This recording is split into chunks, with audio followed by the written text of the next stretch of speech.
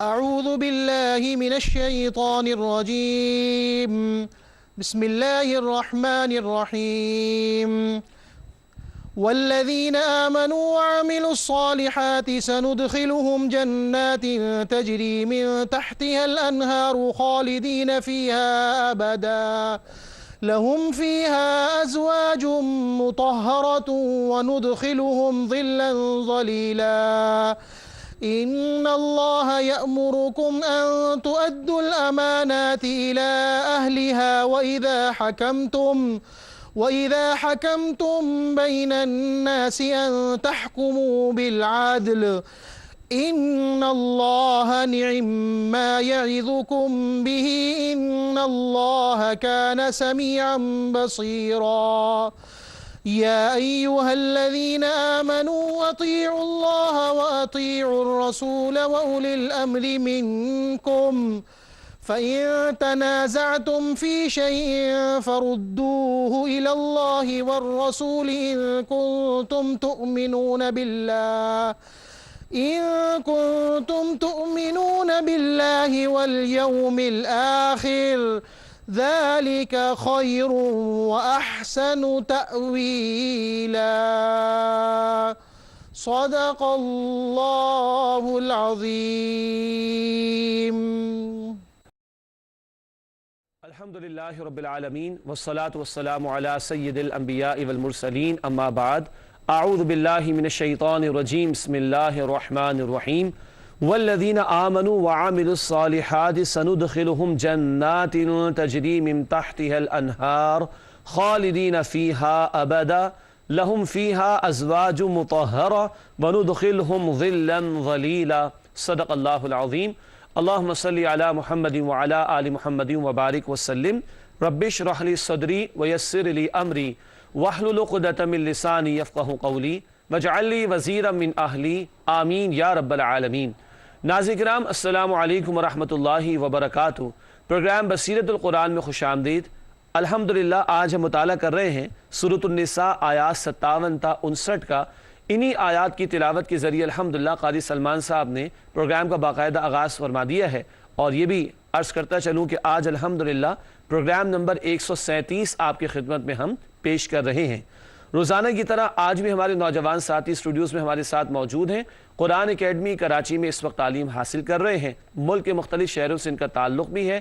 آئیے انہیں خوش آمدید کہتے ہیں. السلام علیکم ورحمۃ اللہ وبرکاتہ. وعلیکم السلام ورحمۃ اللہ وبرکاتہ. خیریت سے ہیں آپ لوگ؟ ماشاءاللہ. جی ناظرین کرام سب سے پہلے ہم سب کی ترغیب و تشویق کے لیے نبی اکرم صلی اللہ علیہ وسلم کا ایک مبارک فرمان آئیے قرآن سیکھیں. فرمان نبوی صلی اللہ علیہ وسلم ان قریب ایک فتنہ برپا ہوگا.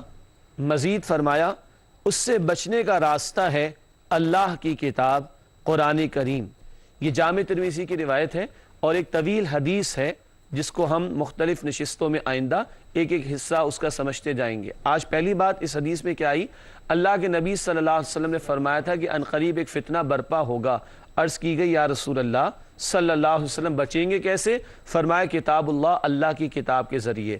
تو اللہ کی کتاب اللہ کا کلام یہ فتنوں سے بچانے کا ذریعہ ہے. اللہ تعالیٰ اپنے کلام مبین سے ہمیں ہمارے تعلق کو مزید مضبوط کرنے کی توفیق عطا فرمائے تاکہ فتنوں سے بچنا ہمارے لیے ممکن ہو سکے. ناظرین کرام پروگرام کی ترتیب کے مطابق آگے بڑھتے ہیں اور آج کی زیر مطالعہ آیات کا ترجمہ کرتے ہیں. سب سے قبل سورۃ النساء آیات 57 تا 59 کا ترجمہ پیش خدمت ہے. ارشاد ہوا اور جو لوگ ایمان لائے اور نیک عمل کرتے رہے ہم ان قریب ان کو داخل کریں گے ان باغات میں جن کے نیچے نہریں بہتی ہیں وہ ان میں ہمیشہ رہنے والے ہیں اور ان کے لیے ان باغات میں ہیں پاکیزہ جوڑے اور ہم انہیں داخل کریں گے گھنی چھاؤں میں. بے شک اللہ تمہیں حکم دیتا ہے کہ امانتیں انہی لوگوں کے سپرد کرو جو ان کے اہل ہیں اور جب بھی لوگوں کے درمیان فیصلہ کرو تو فیصلہ کرو عدل کے ساتھ. بے شک اللہ تمہیں بہت عمدہ نصیحت فرماتا ہے. بے شک اللہ خوب سننے والا خوب دیکھنے والا ہے. اے ایمان والو اطاعت کرو اللہ کی اور اطاعت کرو رسول صلی اللہ علیہ وسلم کی اور ان کی جو تم میں سے صاحب اختیار ہوں. پس اگر تم کسی معاملے میں جھگڑ پڑو تو اسے لوٹا دو اللہ اور رسول صلی اللہ علیہ وسلم کی طرف اگر تم ایمان رکھتے ہو اللہ اور آخرت کے دن پر، یہی بہتر ہے اور انجام کے لحاظ سے عمدہ ہے۔ ناظرین کرام، یہ ترجمہ سورۃ النساء آیات 57 تا 59 کا۔ ترجمے کے بعد آگے بڑھتے ہیں اور ربط آیات کی طرف چلتے ہیں، یعنی گزشتہ آیات اور آج کی زیر مطالعہ آیات کا باہمی ربط اور تعلق کیا ہے۔ آئیے ربط آیات میں سمجھتے ہیں۔ پہلی بات اسکرین پر آپ دیکھ رہے لکھا ہوا ہے، گزشتہ آیت میں اہل جہنم کی سزا کا بیان تھا، بہت سخت سزا کا بیان تھا، جہاں ذکر آئے کہ جب ایک مرتبہ ان کی کھال جل جائے گی تو دوبارہ کھال دی جائے گی، بار بار کھال دی جائے گی۔ اللہ ہمیں جہنم کے عذاب سے محفوظ فرمائے۔ آمین۔ تو ناظرین کرام، گزشتہ آیت میں اہل جہنم کی سزا کا بیان تھا۔ آج کیا نکتہ ہے آئیے دیکھتے ہیں۔ اسکرین پر لکھا ہے، اب اہل جنت کے لیے ابدی نعمتوں کا تذکرہ ہے، ابدی جو ہمیشہ کے لیے ہوں۔ جہنم والوں کے ابدی عذاب کا ذکر تھا پچھلی آیت میں، اب جو آیت شروع ہوگی آیت نمبر 57 سے بات آج شروع ہوگی انشاءاللہ تعالی، تو اہل جنت کے لیے ابدی نعمتوں کا تذکرہ ہے۔ ناظرین کرام، ربط آیات کے بعد مختصر بات ہم کرتے ہیں تعارف کے حوالے سے، یعنی جن آیات پر گفتگو ہوگی ان میں کیا موضوعات گفتگو میں آئیں گے انشاءاللہ تعالی، ان کا تذکرہ پہلے کرتے ہیں۔ ابتدا میں تعارف کے ذیل میں 4 باتیں جو اس وقت آپ اسکرین پر دیکھ سکتے ہیں۔ سب سے پہلی بات، اہل جنت کے لیے دائمی نعمتیں اور گھنے سائے کا بیان۔ اہل جنت کے لیے دائمی نعمتیں اور گھنے سائے کا بیان۔ یہ گھنا سایہ کتنا گھنا ہوگا اس کا ذکر آگے چل کر آئے گا انشاءاللہ۔ اگلی بات اسکرین پر آپ دیکھ رہے ہیں تعارف کے ذیل میں، امانت حقداروں کے سپرد کرنے کا حکم۔ امانت حقداروں کو، اہل لوگوں کو دینے کا، سپرد کرنے کا حکم، تفصیل آگے چل کر آئے گی انشاءاللہ۔ اگلی بات تعارف میں لکھی ہے، لوگوں کے درمیان انصاف کے ساتھ فیصلے کرنے کا حکم۔ فیصلہ جب بھی کیا جائے تو عدل کے ساتھ، انصاف کے ساتھ کیا جائے، یہ تعلیم بھی عطا کی گئی۔ اور آخری بات جو آج ہماری زیر مطالعہ رہے گی انشاءاللہ، لکھا ہے اولو الامر کی اطاعت اللہ تعالیٰ اور رسول صلی اللہ علیہ وسلم کی اطاعت کے تابع ہوگی۔ اولو الامر کی اطاعت اللہ تعالیٰ اور رسول صلی اللہ علیہ وسلم کی اطاعت کے تابع ہوگی۔ ناظرین کرام، بہت قیمتی ہدایات ہیں جو آج کے درس میں ہمارے سامنے آئیں گی انشاءاللہ تعالی۔ مسلمانوں کی اجتماعی زندگی کے حوالے سے بہت قیمتی ہدایات ہیں، امانت کے حوالے سے، فیصلہ عدل کے ساتھ اس حوالے سے، اور اولو الامر کی اطاعت کے حوالے سے۔ آئیے بات کو آگے بڑھاتے ہیں اور آیات کا تجزیہ کرتے ہیں۔ سورۃ النساء آیات 57 تا 59 کا تجزیہ، ہر آیت میں کیا عنوان یا گفتگو زیر بحث ہوگی اس کی طرف اشارہ ہے آیات کے تجزیے میں۔ سب سے پہلے سورۃ النساء آیت نمبر 57 آپ اسکرین پر دیکھ رہے ہیں، لکھا ہوا ہے تجزیے کے حوالے سے اہل جنت کا بیان، وضاحت مزید آئے گی انشاءاللہ۔ آیت 58 امانت اہل لوگوں کے حوالے کرنے کا بیان، اور آخری آیت ہے آیت نمبر 59 سورۃ النساء کی، لکھا ہے اللہ، رسول اور اولو الامر کی اطاعت کا بیان۔ اللہ، رسول صلی اللہ علیہ وسلم اور اولو الامر کی اطاعت کا بیان، اس کی مزید تفصیل بیان ہوگی انشاءاللہ آگے چل کر۔ ناظرین کرام، الحمدللہ زیر مطالعہ آیات کا ترجمہ، ربط آیات، تعارف و تجزیہ آپ کی خدمت میں پیش کیا گیا۔ اب ترتیب کے مطابق پروگرام کو آگے بڑھاتے ہیں اور ہر آیت کا ترجمہ اور اس کی تشریح کو سمجھنے کی کوشش کرتے ہیں۔ سب سے پہلے سورۃ النساء آیت نمبر 57 رب العالمین کی طرف سے ارشاد ہوا، والذین آمنوا وعملوا الصالحات سندخلهم جنات تجری من تحتها الانہار خالدین فیہا ابدا لہم فیہا ازواج مطہرہ وندخلہم ظلا ظلیلا۔ سورۃ النساء آیت نمبر 57 ہے، آئیے کرتے ہیں اس کا ترجمہ۔ ارشاد ہوا، اور جو لوگ ایمان لائے اور نیک عمل کرتے رہے، ہم عنقریب ان کو داخل کریں گے ان باغات میں جن کے نیچے نہریں بہتی ہیں، وہ ان میں ہمیشہ رہنے والے ہیں، اور ان کے لیے ان باغات میں ہیں پاکیزہ جوڑے، اور ہم انہیں داخل کریں گے گھنی چھاؤں میں۔ ناظرین کرام، یہ ترجمہ سورۃ النساء آیت نمبر 57 کا جنت اور جنت والوں کا بیان ہے۔ آئیے اس آیت کی تشریح کی طرف چلتے ہیں۔ سب سے پہلی بات تشریح آپ اسکرین پر دیکھ رہے، لکھا ہوا ہے اللہ تعالیٰ پر ایمان لانے والے اور نیک اعمال انجام دینے والوں کا انجام، یعنی حسین انجام، ایمان بھی ہو اور ایمان کے تقاضوں پر عمل بھی ہو، نیک اعمال بھی کیے جائیں، ان کے حسین انجام کا تذکرہ آ رہا ہے۔ اگلی بات اسکرین پر لکھی آپ دیکھ رہے، وہ جنت کے باغات اور نہروں کی نعمتوں سے لطف اندوز ہوں گے۔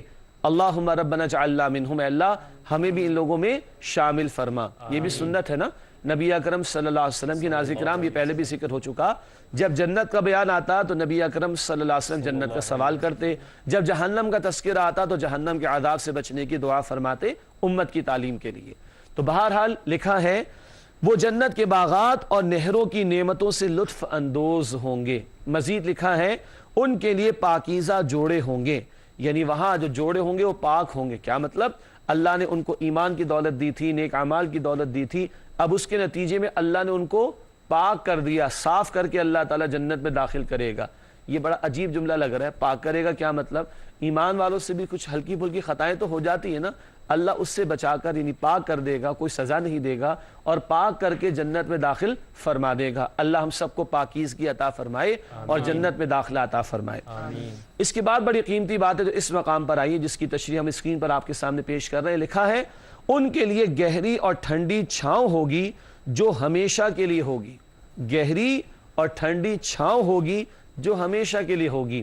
قرآن کی تفصیل یا قرآن کی تشریح عطا ہوتی ہے زبان رسالت سے صلی اللہ علیہ وسلم۔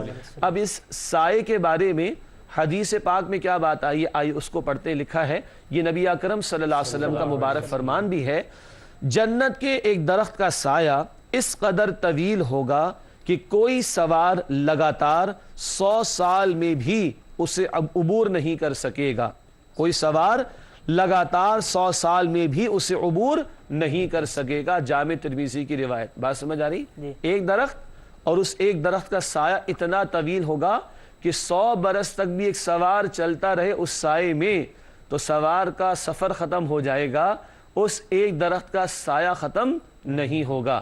ناظرین کرام، اللہ مجھے اور آپ کو یقین عطا فرمائے۔ یہ دنیا کی نعمت لذتیں کچھ نہیں آخرت کے مقابلے میں۔ اللہ نے یہ کچھ تیار کیا اپنے محبوب بندوں کے لیے کہ ایک درخت کا سایہ اتنا طویل کہ 100 برس بھی کوئی اس کے سائے میں چلتا رہے سوار تو سوار کی سواری ختم ہو جائے گی، سفر ختم ہو جائے گا، وہ سایہ ختم نہیں ہوگا۔ اللہم انا نسألک جنت الفردوس، اے اللہ ہم تجھ سے جنت الفردوس کا سوال کرتے ہیں۔ ناظرین کرام، اس کے بعد سورۃ النساء آیت نمبر 58 ہے، نوٹ کیجئے گا۔ اب آیت نمبر 58 اور اس کے بعد آیت نمبر 59 بہت قیمتی ہدایات ہیں مسلمانوں کے لیے، اجتماعی معاملات کے حوالے سے، سیاسی معاملات کے حوالے سے بھی۔ سورۃ النساء آیت نمبر 58، آئیے اس کا مطالعہ شروع کریں۔ رب العالمین کی طرف سے ارشاد ہوا، ان اللہ یأمرکم ان تؤدوا الامانات الی اہلہا وَإِذَا حَكَمْتُمْ بَيْنَ النَّاسِ أَن تَحْكُمُوا بِالْعَدْلِ إِنَّ اللَّهَ نِعِمَّ مَا يَعِظُكُمْ بِهِ إِنَّ اللَّهَ كَانَ سَمِيعًا بَصِيرًا۔ سورۃ النساء آیت نمبر 58 ہے، آئیے کرتے اس کا ترجمہ۔ ارشاد ہوا، بے شک اللہ تمہیں حکم دیتا ہے کہ امانتیں انہی لوگوں کے سپرد کرو جو ان کے اہل ہیں، اور جب بھی لوگوں کے درمیان فیصلہ کرو تو فیصلہ کرو عدل کے ساتھ، بے شک اللہ تمہیں بہت عمدہ نصیحت فرماتا ہے، بے شک اللہ خوب سننے والا، خوب دیکھنے والا ہے۔ ناظرین کرام، یہ ترجمہ سورۃ النساء آیت نمبر 58 کا۔ آئیے اس آیت کی تشریح کی طرف چلتے ہیں۔ سب سے پہلی بات، اسکرین پر آپ تشریح میں دیکھ رہے ہیں، لکھا ہے اسلام کے سیاسی نظام کے اصولوں کا بیان۔ اسلام کے سیاسی نظام کے اصولوں کا بیان کیا مطلب؟ اسلام نے زندگی کے تمام گوشوں کے لیے رہنمائی دی، فرد کے لیے بھی دی اور معاشرے کے لیے بھی دی، معاشرت کے لیے بھی رہنمائی دی، معیشت کے لیے بھی رہنمائی دی اور سیاست اور ریاست کے لیے بھی رہنمائی عطا فرمائی۔ اس مقام پر یہ آیت اور اگلی آیت اسلام کی سیاسی معاملات کے حوالے سے جو اصولی ہدایات ہیں، ان ہدایات کا بہت قیمتی اور جامع بیان اس مقام پر آیا ہے۔ چنانچہ ناظرین کرام، 3 باتیں ہیں جو اب آپ اسکرین پر دیکھیں گے انشاءاللہ تعالی اس آیت کی تشریح کے حوالے سے۔ اسلام کے سیاسی نظام کے اصولوں کا بیان اس آیت میں 3 باتوں کی طرف اشارہ کریں گے۔ سب سے پہلی بات اسکرین پر آپ دیکھ رہے ہیں، لکھا ہے ریاست میں تمام مناصب ایک اجتماعی امانت ہیں اور وہ اہل افراد کے حوالے کیے جائیں۔ ریاست میں تمام کے تمام مناصب، منصب کی جمع مناصب، وہ ایک اجتماعی امانت ہے اور وہ اہل افراد کے حوالے کیے جائیں۔ کن کو ہم چاہ رہے ہیں کہ وہ ذمہ دار بنے، اس وقت بھی یاد رکھنا چاہیے کہ یہ کوئی رائے دینا یہ بھی ایک امانت ہوا کرتی ہے۔ کہیں ووٹ کا معاملہ ہے تو ووٹ بھی ایک امانت ہوا کرتی ہے، اور کسی کے پاس اختیار ہے کہ وہ کسی کو منصب سونپ رہا ہے، اس کو ذمہ دار بنانا ہے، اس کو ذمہ دار بنا رہا ہے، تو یاد رکھیں یہ ذمہ داریاں کیا ہیں؟ اجتماعی امانت۔ ریاست کے معاملات جہاں چلائے جاتے ہیں، قوم کے معاملات جہاں طے کیے جاتے ہیں، یہ سارے معاملات اجتماعی معاملات ہیں اور یہ امانت ہیں۔ ان کو چلانے والوں کو تنخواہیں بھی کہاں سے ملتی ہیں؟ عوام کے پیسے سے، وہ بھی امانت ہے، اور ان کو جو منصب ملے، اختیار ملے، وہ بھی امانت ہے۔ امانت میں خیانت نہیں ہونی چاہیے، بلکہ اہل لوگوں کو امانتیں دی جائیں، اہل لوگوں کو مناصب دیے جائیں، اہل لوگوں کو ذمہ داریاں دی جائیں۔ ناظرین کرام، جب یہ نہیں ہوتا تو قوم کا بیڑا غرق ہوتا ہے، قوم کا ستیہ ناس ہوتا ہے، معاشرے میں تباہی آتی ہے، پھر قوم کو فروخت کرنے والے بھی نظر آئیں گے، پھر قوم کو بیچ کھانے والے بھی نظر آئیں گے۔ یہ ہے اسلام کی تعلیم کہ مناصب ان کے حوالے کرو کہ جو اہل افراد ہوں، کیونکہ اجتماعی معاملات میں جو مناصب اور ذمہ داریاں ہیں یہ قوم کی اجتماعی امانت ہوا کرتی ہیں، اور قوم کے ساتھ خیانت کرنے والا پوری قوم کا مجرم ہے، تو وہ اندازہ کرے کہ اللہ تعالیٰ کے ہاں کتنی بڑی اس کی پکڑ ہوگی اور کتنی بڑی اس کی سزا کا معاملہ ہوگا۔ تو قوم کے حوالے سے جو اجتماعی معاملات ہیں وہ امانت ہیں، تو ان امانتوں کے حوالے سے حساسیت کا حکم دیا جا رہا ہے، اور جو ان معاملات میں خیانت کرتے ہیں یاد رکھیے وہ قوم کے مجرم ہیں، اللہ کے حضور بھی مجرم ہوں گے، اور جب اتنی بڑی قوم کا جرم لے کر کوئی کھڑا ہوگا تو اس کا کیا انجام ہوگا، اس کی کیا سزا ہوگی، اس خیانت پر اندازہ کیا جا سکتا ہے۔ ناظرین کرام، یہ پہلی ہدایت ابھی ہم نے سمجھی۔ ریاست میں تمام مناصب ایک اجتماعی امانت ہیں اور وہ اہل افراد کے حوالے کیے جائیں۔ اسلام کے سیاسی نظام کے حوالے سے 3 اصولوں کو ہم نے سمجھنا ہے۔ ایک اصول کو ہم نے سمجھا، بقیہ 2 اصولوں کو سمجھیں گے انشاءاللہ ایک وقفے کے بعد۔ امید ہے آپ ہمارے ساتھ رہیں گے۔ السلام علیکم ورحمۃ اللہ وبرکاتہ۔ ناظرین کرام، پروگرام بصیرت القرآن میں خوش آمدید۔ آج الحمدللہ ہم مطالعہ کر رہے ہیں سورۃ النساء، آیات 57 تا 59 کا، اور وقفے سے پہلے آیت نمبر 58 کا مطالعہ ہم نے شروع کیا تھا۔ اسلام کے سیاسی نظام کے 3 اصولوں کا بیان اس مقام پر آیا ہے۔ پہلا نقطہ ہم نے یہ سمجھا تھا کہ ریاست میں تمام مناصب ایک اجتماعی امانت ہیں اور وہ اہل افراد کے حوالے کیے جائیں۔ اب دوسری ہدایت کی طرف چلتے ہیں، آئیے اسکرین پر دیکھتے ہیں۔ دوسری ہدایت لکھی ہے اسلام کے سیاسی نظام کے اصولوں کے حوالے سے، کسی بھی منصب پر فائز فرد فیصلے عدل کے ساتھ کرے۔ جو جہاں جہاں کسی منصب پر فائز ہے اس کو فیصلے تو کرنا ہوتے نا۔ فیصلے صرف عدالت میں نہیں ہوتے، عدالت میں تو ہوتے ہی ہیں، فیصلے تو اداروں میں بھی ہوتے ہیں، اداروں کی ٹاپ مینجمنٹ کو بھی فیصلے کرنے ہوتے ہیں، مڈل مینجمنٹ کو بھی کرنے ہوتے ہیں، ایک عام آفیسر کو بھی فیصلے کرنے ہوتے ہیں۔ تو کیا کہا جا رہا ہے؟ کسی بھی منصب پر فائز فرد فیصلے عدل کے ساتھ کرے۔ یہ نہیں کہ کسی کی طرف جھکاؤ ہو جائے، کسی کی بے جا حمایت ہو جائے، اور کسی کی حق تلفی ہو جائے اور کسی کو فیور دے دی جائے، ایسا نہ ہو، بلکہ عدل کے ساتھ فیصلہ کیا جائے۔ عدل کا مطلب ایک ہی ہوتا ہے کہ جس کا جو حق بنتا ہے وہ اس کو دے دیا جائے، جس کا جو حق بنتا ہے وہ اس کو دے دیا جائے۔ جبکہ بے انصافی کا فیصلہ کیا ہوگا؟ کسی کی فیور کی جائے اور کسی کی طرف جھکاؤ کا معاملہ ہو جائے، ایسا نہ ہو۔ کسی بھی منصب پر فائز فرد فیصلے عدل کے ساتھ کرے، یہ دوسری ہدایت آ گئی۔ ناظرین کرام، اجتماعی معاملات میں بھی عدل کا حکم ہے، اور ہر منصب پر جو شخص فائز ہے اس کو عدل کے ساتھ فیصلہ کرنے کا حکم دیا گیا۔ تیسری ہدایت اسلام کے سیاسی نظام کے اصولوں کے حوالے سے یہاں لکھی ہے، ریاست اس بات پر پابند ہوگی کہ ہر سطح پر اللہ اور رسول کی اطاعت کی جائے صلی اللہ علیہ وسلم۔ ریاست اس بات پر پابند ہوگی کہ ریاست کی سطح پر بھی جو فیصلے ہوں وہ اللہ اور اللہ کے رسول علیہ السلام کی اطاعت کے مطابق ہوں۔ حوالہ دیا گیا ہے سورۃ الحجرات آیت نمبر 1۔ سورۃ الحجرات آیت نمبر 1، قرآن نے فرمایا، ناظرین کرام بہت قیمتی مقام، یا ایھا الذین آمنوا لا تقدموا بین یدی اللہ ورسولہ، اے وہ لوگوں جو ایمان لائے ہو، اپنے معاملات کو اللہ اور اللہ کے رسول علیہ السلام سے آگے نہ بڑھاؤ۔ جیسے ایک فرد سے تقاضا ہے کہ وہ اللہ اور اللہ کے رسول علیہ السلام کی اطاعت کرے، ایسے ہی ریاست پر بھی جو لوگ موجود ہیں، جو اس کے انتظامات کو چلا رہے ہیں، ان سے بھی تقاضا ہے کہ وہ اس اجتماعی سطح پر بھی معاملات کو اللہ اور اللہ کے رسول کی اطاعت سے آگے نہ بڑھائیں۔ جو باؤنڈری سیٹ کر دی اللہ اور اللہ کے رسول علیہ السلام نے، اسی میں رہ کر فیصلے ان کو کرنا ہوں گے۔ اللہ تعالی ہمیں اور ہماری ریاستوں کو چلانے والے حکمرانوں کو بھی اس کی سمجھ اور عمل کی توفیق عطا فرمائے، آمین۔ ناظرین کرام، یہ 3 اصولوں کا بیان ہمارے سامنے آیا اسلام کے سیاسی نظام کے حوالے سے۔ بات کو آگے بڑھاتے ہیں. اگلی بات لکھی ہے تشریح میں نقطے کے طور پر, اللہ تعالیٰ کے احکام پر عمل کرنے سے ہی نظام درست ہوگا. اللہ نے فرمایا نا کہ نعما یعظکم بھی, اللہ تمہیں بڑی عمدہ وصیت کرتا ہے, جب تم اللہ کی مانو گے تو نظام درست ہوگا, اور جب بندے اپنی مرضی چلائیں گے تو پھر گڑبڑ ہوگی. بندوں کو عدل کب میسر آئے گا؟ جب العادل ہستی اللہ کا دیا گیا عادلانہ نظام قائم اور اس کے احکامات پر عمل کیا جائے. آخری بات اس آیت میں آئی تھی کہ اللہ تعالیٰ خوب سننے والا, خوب دیکھنے والا ہے. آئیے تشریح میں دیکھتے ہیں کیا لکھا ہے. اللہ تعالیٰ ہر ایک کے ظاہر و باطن سے واقف ہے. کون امانت میں خیانت کر رہا ہے اللہ اسے بھی جانتا ہے, اور کون امانت کی پاسداری کر رہا ہے اللہ اس سے بھی واقف. کون ظلم کر رہا ہے, حق تلفی کر رہا ہے, فیور کر رہا ہے کسی کو انڈیو, اللہ اسے بھی جانتا ہے. کون عدل کا فیصلہ کر رہا ہے اللہ اسے بھی جانتا ہے. کون منصب کی ذمہ داری دیانتداری کے ساتھ ادا کر رہا ہے اور کون قوم کے ساتھ خیانت کا معاملہ کر رہا ہے, اللہ سب کو جانتا ہے, سب کے ظاہر کو بھی اور سب کے باطن کو بھی.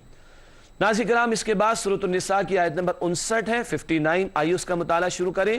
اس میں بھی اسلام کی جو سیاسی تعلیمات ہیں, سیاسی نظام کے لیے اصول ہیں, ان کے حوالے سے بہت قیمتی ہدایات رب العالمین نے عطا فرمائی ہیں. سورۃ النساء آیت نمبر 59, رب العالمین کی طرف سے ارشاد ہوا, یا ایھا الذین آمنوا اطیعوا اللہ واطیعوا الرسول واولی الامر منکم فَإِن تَنَازَعْتُمْ فِي شَيْءٍ فَرُدُّوهُ إِلَى اللَّهِ وَالرَّسُولِ إِن كُنتُمْ تُؤْمِنُونَ بِاللَّهِ وَالْيَوْمِ الْآخِرِ ذَلِكَ خَيْرٌ وَأَحْسَنُ تَأْوِيلًا. سورۃ النساء آیت نمبر 59 ہے. آئیے ناظرین کرام اس کا کرتے ہیں ترجمہ. ارشاد ہوا, اے ایمان والو, اطاعت کرو اللہ کی اور اطاعت کرو رسول صلی اللہ علیہ وسلم کی اور ان کی جو تم میں سے صاحب اختیار ہوں. پس اگر تم کسی معاملے میں جھگڑ پڑو تو اسے لوٹا دو اللہ اور رسول صلی اللہ علیہ وسلم کی طرف, اگر تم ایمان رکھتے ہو اللہ اور آخرت کے دن پر, یہی بہتر ہے اور انجام کے لحاظ سے عمدہ ہے. ناظرین کرام, یہ ترجمہ سورۃ النساء آیت نمبر 59 کا. اب آئیے اس آیت کی تشریح کی طرف چلتے ہیں. سب سے پہلی بار تشریح میں آپ اسکرین پر دیکھ رہے, لکھا ہے سیاسی معاملات کے لیے مزید 3 اصولوں کا بیان. سیاسی معاملات کے لیے مزید 3 اصولوں کا بیان. پچھلی آیت میں بھی 3 باتیں, اس آیت میں بھی 3 باتیں. آگے مزید لکھا ہے اطیعوا, اطاعت کرو. اطیعوا, اطاعت کرو کہ الفاظ اللہ تعالیٰ اور رسول صلی اللہ علیہ وسلم کے ساتھ آئے ہیں لیکن اولی الامر کے ساتھ نہیں آئے. یہ بہت ٹیکنیکلی ایک اہم بات ہے. ناظرین کرام نوٹ کیجئے گا, قرآن نے کہا اطیعوا اللہ, اطاعت کرو اللہ کی. قرآن نے کہا اطیعوا الرسول, اطاعت کرو رسول صلی اللہ علیہ وسلم کی. آگے کہا وَأُولِي الْأَمْرِ مِنْكُمْ, اور ان کی جو تم میں صاحب اختیار ہو. اللہ کے ساتھ اطاعت کا لفظ ہے, رسول اللہ علیہ السلام کے ساتھ اطاعت کا لفظ ہے, اولی الامر کے ساتھ اطاعت کا لفظ نہیں ہے. ناظرین کرام نوٹ کیجئے گا, اگر تو ہوتا نا ایک ہی دفعہ تو سب پر اپلائی ہو جاتا, لیکن 2 دفعہ ہے اور تیسری دفعہ نہیں ہے. اللہ کے ساتھ ہے, اللہ کے رسول علیہ السلام کے ساتھ ہے, اور اولی الامر کے ساتھ نہیں ہے. کیا مطلب؟ ناظرین کرام نوٹ کیجئے گا, اللہ کی اطاعت, اللہ کے رسول صلی اللہ علیہ وسلم کی اطاعت انکنڈیشنل ہے, غیر مشروط ہے. آنکھیں بند کر کے ہر بات ماننی, ہر بات ان کی ماننی, اللہ اور رسول علیہ السلام کی ہر بات کے سامنے جھکا دینا اپنے آپ کو. اور اولی الامر صاحب اختیار, ابھی سمجھیں گے تفصیل ان کی ہر بات نہیں مانی جائے گی. ان کی اطاعت انکنڈیشنل نہیں ہے, ان کی اطاعت کنڈیشنل ہوگی, غیر مشروط نہیں بلکہ مشروط ہوگی. یعنی اللہ اور اللہ کے رسول صلی اللہ علیہ وسلم کی اطاعت کے تابع رہ کر ان کی اطاعت کی جائے گی. اگر اولی الامر کوئی بھی صاحب اختیار اوپر سے نیچے کوئی بھی ہو, اگر اس کی کوئی بات اللہ اور اللہ کے رسول علیہ السلام کے خلاف جائے گی تو وہاں ان کی نہیں مانی جائے گی. قرآن سبحان اللہ, اللہ ایک ایک لفظ جو قرآن میں استعمال فرماتے ہیں ناظرین کرام کتنا پر حکمت ہوا کرتا ہے. اس مقام پر یہ بات بہت خوبصورتی کے ساتھ واضح ہوتی ہے. اب آئیے 3 باتوں کی طرف جس کی طرف اشارہ ہو چکا, تاہم 3 باتیں سیاسی معاملات کے لیے اس آیت میں بھی آئی ہیں, 3 اصول اس آیت میں بھی ہیں. اب ان کو سمجھنے. پہلا اصول لکھا ہے اولو الامر کی اطاعت اللہ تعالیٰ اور رسول صلی اللہ علیہ وسلم کے تابع ہوگی. یہ بات میں نے عرض کر دی تھی نا, لیکن سمجھانے کی کوشش کیا کی گئی, اللہ کے ساتھ اطاعت کا لفظ ہے, رسول اللہ علیہ السلام کے ساتھ اطاعت کا لفظ ہے, اولی الامر کے ساتھ نہیں ہے. اس کا مفہوم یہ ہے جو اسکرین پر لکھا ہے, اولی الامر کی اطاعت اللہ تعالیٰ اور رسول صلی اللہ علیہ وسلم کے تابع ہوگی. اسی ذیل میں آگے لکھا ہے اولو الامر سے مراد حاکم وقت، علماء، فقہا اور ہر ذمہ دار شخص ہے۔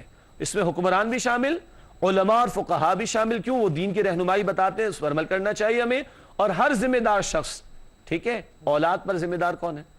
والد۔ گھر میں اتھارٹی بالآخر کس کی ہے؟ والد کی۔ تو گھر میں اولی الامر کون ہوا؟ والد صاحب ہو گئے۔ کسی ادارے میں وہاں کا ہیڈ ہوگا، وغیرہ وغیرہ۔ تو حکمراں، حاکم وقت، علماء، فقہا اور ہر سطح پر جو ذمہ دار و صاحب اختیار ہے وہ سب کے سب اولو الامر میں داخل ہیں۔ مگر اصول کیا ہے؟ اللہ اور اللہ کے رسول علیہ السلام کی ہر بات مانیں گے، ان کی ہر بات نہیں، بلکہ جو بات اللہ اور اللہ کے رسول کی اطاعت کے تابع ہوگی وہی مانی جائے گی۔ اگلی بات اسی کی وضاحت پر ہے، آگے لکھا ہے مخلوقات میں سے کسی کی اطاعت جائز نہیں اگر اس سے خالق کی نافرمانی ہو۔ سنن ابی داؤد حدیث کی کتاب ہے، نبی علیہ الصلوۃ والسلام نے فرمایا لا طاعت لمخلوق فی معصیت الخالق، مخلوقات میں سے کسی کی اطاعت جائز نہیں اگر اس سے خالق کی نافرمانی ہوتی ہو۔ اولی الامر میں سے کوئی بھی ہو، چھوٹا یا بڑا، اگر اس کی بات اللہ اور اللہ کے رسول علیہ السلام کی بات سے ٹکرائے گی تو وہ نیچے، اور اللہ تعالیٰ اور اللہ کے رسول علیہ الصلوۃ والسلام کی بات وہ اوپر رہے گی۔ واضح ہو رہی ہے بات؟ جی۔ ایک تو اصول یہ آ گیا اس آیت میں۔ دوسرا اصول، اولو الامر سے اختلاف کی صورت میں قرآن و سنت کی طرف رجوع کا حکم ہے۔ اولو الامر سے اختلاف کی صورت میں قرآن و سنت کی طرف رجوع کرنے کا حکم ہے، لوٹا دو اللہ اور اللہ کے رسول علیہ السلام کی طرف۔ اگر عام دوست احباب میں، گھر میں، کاروبار میں بحث ہو گئی، علماء سے مسئلہ معلوم کر لیں گے، وہ بتا دیں گے قرآن و سنت یہ کہتا ہے، سادہ سی بات۔ اور تیسری بات اصولی طور پر ناظرین کرام نوٹ کیجئے گا، یہ بھی بہت قیمتی، مسلمان حکمرانوں کے حوالے سے، مسلمان ذمہ داروں کے حوالے سے اور مسلمان معاشروں کے حوالے سے کیا لکھا ہے؟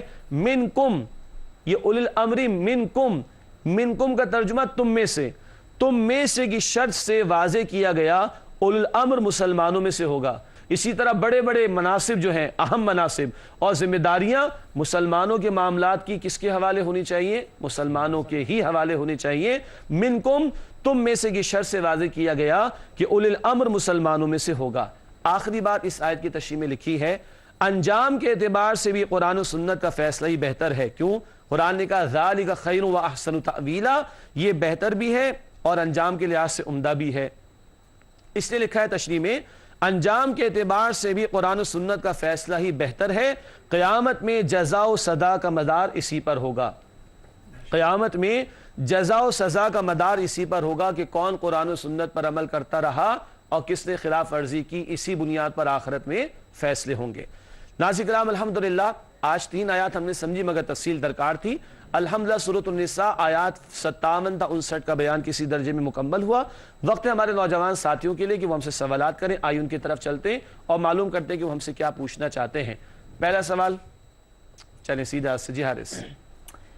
میرا سوال یہ کہ آیت نمبر 59 کے اندر ذکر آیا اولو الامر کا، تو آج کل کہا جاتا ہے کہ اپنے بڑوں کی ہر بات مانو، تو اس کی تھوڑی وضاحت کر دیں۔ ہاں ماشاءاللہ، نوجوان ہیں نا، اسٹوڈنٹ بھی ہیں، تو سوال یہ آ گیا کہ اولی الامر کا تذکرہ تو آ گیا، اور ہم یہ بھی سنتے ہیں کہ بڑوں کی ہر بات مانا کرو اور چھوٹوں کو بڑوں کی خلاف ورزی نہیں کرنی چاہیے۔ عام طور پر تو یہ بات ٹھیک ہے، بڑا کوئی گھر میں ہو، بڑا کوئی اسکول میں ہو، بڑا کوئی کالج یونیورسٹی میں ہو، بڑا کسی کمپنی یا آفس یا ادارے میں ہو، بڑا ملک میں ہو، اس کی بات ماننی چاہیے، یہ بات تو ٹھیک ہے۔ سوال ہے ہر بات ماننی چاہیے؟ نہیں۔ کیا خیال ہے آپ کا، ہر بات ماننی چاہیے؟ نہیں۔ ابھی ہم نے یہ تو سمجھا، اگر کسی بڑے سے بڑے کی کوئی بات، سب سے بڑی ذات اللہ سبحانہ و تعالیٰ اور پھر اللہ کے نبی صلی اللہ علیہ وسلم کی بات سے ٹکرائے گی، پھر کیا کریں گے؟ نہیں مانیں گے، وہ نہیں مانیں گے، باقی سب مانیں گے۔ تو جہاں کسی بڑے سے بڑے کا کوئی بھی حکم اللہ تعالیٰ اور اللہ کے رسول علیہ الصلوۃ والسلام کے حکم سے ٹکرائے گا تو وہ بڑے کا حق ساقط، کیونکہ سب سے بڑا حق اللہ کا اور اللہ کے رسول صلی اللہ تعالیٰ علیہ وسلم کا ہے، وہ بڑے کی بات نہیں مانی جائے گی، سب سے بڑی ذات اللہ کی بات مانی جائے گی اور اللہ کے رسول صلی اللہ علیہ وسلم کی بات مانی جائے گی۔ ٹھیک ہے، جی واضح ہو گیا با؟ ماشاءاللہ۔ جی سہیب آپ کا سوال؟ جی سر، میرا سوال یہ ہے کہ ابھی ذکر آیا ہے کہ عدل کے ساتھ فیصلے کیا کرو، تو اس عدل کی ہمارے دین میں کیا اہمیت ہے؟ ماشاءاللہ، ناظرین کرام بہت قیمتی سوال ہے کہ عدل کے ساتھ فیصلے کیا کرو، یہ ذکر آیا، عدل کی اہمیت کیا ہے؟ سچی بات بتاؤں، اور قرآن کی بات سب سے بڑھ کر سچی بات ہے، قرآن بتاتے سارے رسولوں کو اسی لیے بھیجا کہ لوگ عدل پر قائم ہو جائیں۔ سورہ حدید آیت نمبر 25، لیقوم الناس بالقسط، اللہ نے فرمایا سارے رسولوں کو اس لیے بھیجا کہ لوگ عدل پر قائم ہو جائیں. یعنی رسولوں کی جد و جہد کا مقصد و مشن کیا تھا؟ اس زمین پر عدل قائم ہو. سورہ حدید آیت نمبر 25. ناظرین کرام نوٹ کرتے جائیے گا. سورہ شورا آیت نمبر 15. سورہ شورا آیت نمبر 15 نبی اکرم صلی اللہ علیہ وسلم سے کہلوایا گیا وَأُمِرْتُ لِأَعْدِلَ بَيْنَكُمْ, مجھے حکم دیا گیا کہ میں تمہارے درمیان عدل کو قائم کر دوں. تو نبی پاک علیہ السلام کا مشن بھی کیا تھا؟ عدل کو قائم کرنا. سورہ شورا آیت نمبر 15. اور ابھی ہم سورہ نساء پڑھ رہے ہیں. سورہ نساء آیت نمبر 135. سورہ نساء آیت نمبر 135 ہم مسلمانوں کو کہا گیا کون قوامین بالقسط, کھڑے ہو جاؤ قسط کے عدل کے قائم کرنے والے بن کر. تو سارے پیغمبروں کا مشن, نبی پاک علیہ الصلوۃ والسلام کا مشن, اور اب اس امت کا مشن کیا ہے؟ عدل کا قائم کیا جانا. گھر میں بھی فیصلہ کرے والد مثال کے طور پر عدل کے ساتھ, ادارے میں بھی کرے, حکومت کی سطح پر بھی کرے, اور ہاں اس میں کسی کا لحاظ نہ رکھا جائے, یعنی کہ بڑوں کو چھوٹ دے دی جائے اور چھوٹوں کو سزائیں دی جائیں. ناظرین کرام جیسے ظلم ہمارے یہاں ہوتا ہے, اللہ کے نبی صلی اللہ علیہ وسلم نے فرمایا تم سے پچھلی قومیں اس سے تباہ و برباد ہوئیں جب کوئی بڑا جرم کرتا اس کو چھوڑ دیتے تھے اور کوئی چھوٹا جرم کرتا اس کو سزا دیتے تھے. اس بے انصافی کی وجہ سے پچھلی قوموں کو ہلاک و برباد کیا گیا. جی احمد, آپ کا سوال کیا ہے؟ سر, اللہ سبحانہ و تعالیٰ کا حکم ہوا کہ امانتیں ان کے اہل کو واپس کر دی جائیں, تو اس کی وسعت کیا ہے اور دائرہ کیا ہے, اس کا وضاحت کر دیجیے. ماشاءاللہ. امانت اہل لوگوں کے سپرد کی جائیں. سوال یہ آ رہا ہے کہ اس کی وسعت کیا ہے اور اس کا دائرہ کار کتنا ہے. گھر سے لے کر حکومت کے نظام تک یہ سارے کا سارا دائرہ کار ہے کس کا؟ امانت اہل لوگوں کے حوالے کرنے کا. گھر میں بھی معاملہ کبھی آ سکتا ہے کہ بھائی گھر میں کچھ کام کاج کی ضرورت پیش آ جائے, ٹھیک ہے, اب پتہ چلا کہ بہت چھوٹوں کو بہت بڑا کام دے دیا گیا, وہ بیچارے اس کے اہل نہیں بلکہ ان کے ساتھ تو بے انصافی ہو جائے گی. یہاں بھی کچھ سوچنا پڑے گا. اداروں کے اندر ہم لوگوں کو امپلائمنٹ دیتے نا, جاب دیتے ہیں, تو دیکھیں کہ جس کام کے لیے کوئی بندہ چاہیے ہے تو اس کی ریکوائرمنٹ کیا ہے, کوالیفیکیشن وغیرہ کی, اس سے مطابقت رکھتی ہوئی کوالیفیکیشن ہو تو جاب دی جائے. یہ نہیں کہ کیونکہ میرے بھتیجے نے سفارش لگوائی ہے, میرے بھانجے نے سفارش لگوائی ہے تو چلو چلتا ہے, نہیں چلتا. یہ امانت میں خیانت کا معاملہ ہو جائے گا. اسی طرح حکومتی اداروں کا معاملہ آ جائے گا. اسی طرح بڑے بڑے جو مناصب ہیں یا کوئی بھی منصب ہے وہاں پہ کس کو فائز کیا جائے جو اس کی اہلیت رکھتا ہو. اسی طرح حکمراں کون ہو؟ جو حکمراں بننے کے اہل بھی ہوں. جج کون ہو؟ جو جج بننے کا اہل ہو, وغیرہ وغیرہ وغیرہ. تو گھر سے لے کے نظام حکومت اور ریاست تک یہ سارا دائرہ کار ہے امانتوں کو ان کے اہل لوگوں کے حوالے کرنے کے اعتبار سے. ٹھیک ہے جی ناظرین کرام, الحمدللہ سوالات اور ان کے جوابات آپ کی خدمت میں پیش کیے گئے. پروگرام کے آخری لمحات میں مختصر سیگمنٹ شامل کرتے ہیں. سب سے پہلے اب قرآنی معلومات کے سیگمنٹ. چند دنوں سے صورتوں کی اقسام ناموں کے اعتبار سے ہم سمجھ رہے ہیں. آئیے آج ایک اور نام سمجھتے ہیں. لکھا آپ اسکرین پر دیکھ رہے ہیں, مفصل قرآن کریم کی آخری منزل کی صورتوں کو کہا جاتا ہے. مفصل قرآن حکیم کی آخری منزل کی صورتوں کو کہا جاتا ہے. آخری منزل شروع ہوتی ہے سورہ قاف سے, قاف والقرآن المجید. ٹھیک ہے, آخری منزل شروع ہوتی ہے سورہ قاف سے اور آخری پارے تک چلتی ہے والناس تک. ان صورتوں کو مفصل کہا جاتا ہے. ان میں بھی 3 اقسام ہیں جو اگلے پروگرامز میں انشاءاللہ تعالیٰ آپ کی خدمت میں پیش کریں گے. تو یہ مفصل قرآن کریم کی آخری منزل کی صورتوں کو کہا جاتا ہے. ناظرین کرام, قرآنی معلومات کے بعد سیگمنٹ ہے حاصل مطالعہ کا. جن باتوں کو ہم نے سمجھا ان کو دہراتے ہیں راؤنڈ اپ کے طور پر. آخر میں آئیے سمجھتے ہیں حاصل مطالعہ میں. پہلی بات, امانت اہل لوگوں کو حوالے کرنے کی ہدایت. تفصیل بھی آ گئی, سوال بھی آ گیا تھا. امانت اہل لوگوں کو حوالے کرنے کی ہدایت. دوسری بات, یہ بھی سوال آ گیا تھا, فیصلے عدل کے ساتھ کرنے کی ہدایت. اور تیسری بات, اولو الامر سے اختلاف کی صورت میں قرآن و سنت سے رہنمائی لینے کی ہدایت. یہ بھی سوال آ گیا تھا. تو 3 سوال بھی آ گئے اور 3 ہی پوائنٹس جو ہم نے حاصل مطالعہ میں دہرائے. ناظرین کرام, حاصل مطالعہ کے بعد جائزے کا سیگمنٹ, سوالات جن پر ہم غور و فکر کرتے ہیں اپنے دلوں میں جھانک کر. آئیے ان کا جائزہ لیں. 3 سوالات جائزے کے اعتبار سے. پہلا سوال, کیا ہم اہل لوگوں کو ذمہ داریاں تفویض کرتے ہیں؟ اندازہ کر لیجئے کتنی فیورزم ہوتی ہے, کتنے اپنے لوگوں کو جو ہے نوازا جاتا ہے, اور قوم کا ستیہ ناش کرنے والوں کو یاد رکھنا چاہیے اللہ کے سامنے جواب دینا ہے. سوال, کیا ہم اہل لوگوں کو ذمہ داریاں تفویض کرتے ہیں؟ دوسرا سوال, کیا ہم انفرادی اور اجتماعی معاملات میں فیصلے عدل کی بنیاد پر کرتے ہیں؟ عدل کا سوال آیا تھا نا. انفرادی معاملہ گھر کا, اجتماعی معاملہ وہ بھی گھر کا. گھر چھوٹی سی اجتماعیت ہے نا. اور پھر گھر سے باہر دوست احباب, رشتہ دار, کمپنی, آفس, حکومت, عدالت, ان سارے معاملات میں سوچیں کیا ہم عدل کے ساتھ فیصلہ کر رہے ہیں؟ کل اللہ کو جواب دینا ہے ہم نے۔ تیسرا اور آخری سوال، کیا ہمارے معاملات اللہ اور رسول صلی اللہ علیہ وسلم کے حکم کے تابع ہیں؟ کیا ہمارے معاملات اللہ اور رسول صلی اللہ علیہ وسلم کے حکم کے تابع ہیں؟ غور کیجئے، سوچنے کے لیے عرض کر رہا ہوں۔ ناظرین کرام غور کیجئے، کیا زندگی کے مختلف مواقع پر ہمیں اللہ کی کتاب کھولنے کی توفیق ہوتی ہے؟ اللہ کے نبی کی حدیث پڑھنے کا موقع ملتا ہے صلی اللہ علیہ وسلم کہ وہاں سے پوچھیں کہ رہنمائی کیا ہے؟ اندر سے جواب آئے گا، تلاش کیجئے گا۔ گزشتہ سوال کا جواب، آخری دو باتیں، گزشتہ سوال کا جواب۔